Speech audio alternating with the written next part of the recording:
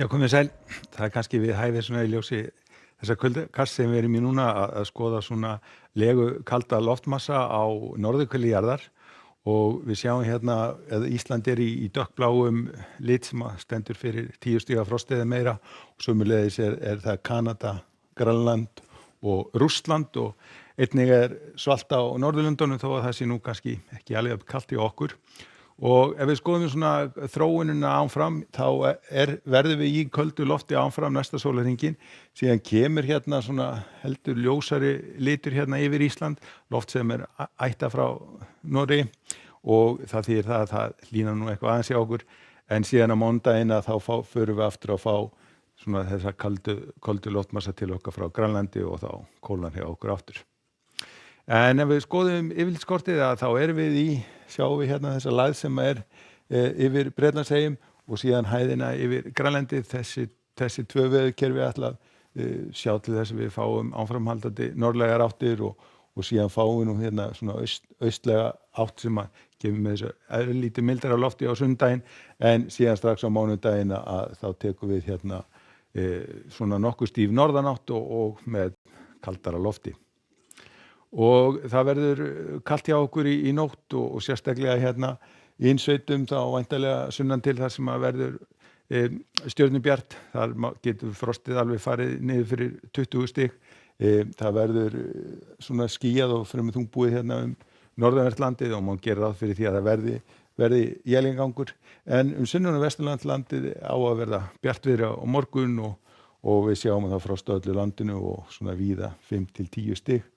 Eða jafnvel ennþá meira. Síðan áfram á sunnudeginum að þá fáum við svona heldur mildara loft til okkar. Hitatölurnar eins og sjáum svona skríða upp fyrir frostmarkið við ströndina og þetta þýðir það væntanlega að úrkomi hérna norðan og austanvert landið verður í formi rigningar eða slyddu en síðan snjókoma inn til fjalla og það verður sem sagt norðanátt og með svona nokkuð björtu veðri þá hérna landið sunnanvert. Nú síðan á mánudeginum að þá fáum við norðanátt, svona nokkuð stíf norðanátt sem ættir sína rekja til Grænlands og það þýðir það að það kólnar hjá okkur aftur og úrkoman breytist aftur í snjókomu hérna landið norðan og austanvert en hérna suðvestan til aftur á móti gert ráð fyrir því að það verði þokkalega bjart hjá okkur og þar verði svona hitatölurnar kannski nálægt frostmarki en annars svona hitatölurnar komið niður fyrir frostmarkið. Og á þriðjudeginum að þá kólnar hjá okkur enn frekar. Það gert ráð fyrir því að þessi éljagangur hann svona gefur sig nú og það verður svona heldur bjartara yfir landið norðanvert en það verður aftur á móti harðnandi frost hjá okkur.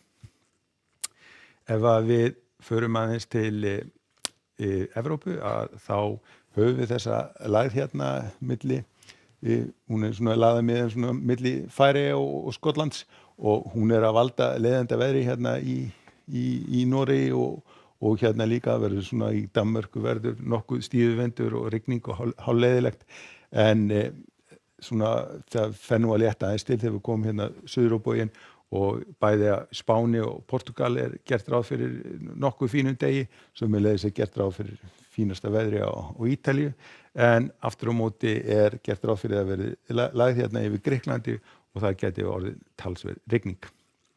Ef við förum vestur haf að þá lægð hérna við austurströndina sem nú svona verður svona ganga hérna norður eftir á morgun og því verður svona talsverð svona vindasamt og talsverð úrkoma einnig.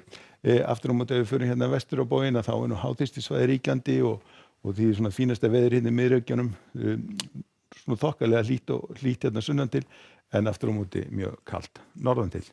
Og síðan hérna við förum áfram vestur á bóginn að þá verður nú svona einhver snjókoma hérna í fjallgörðunum vestan til. En hjá okkur á morgun gert ráð fyrir því að það verði einhver éljagangur landið norðanvert, bjartviðri sunnan og vestanvert landið og það verður talsvert frost hjá okkur. Skulum segja þetta gott að vera í kvöld. Verið sæl.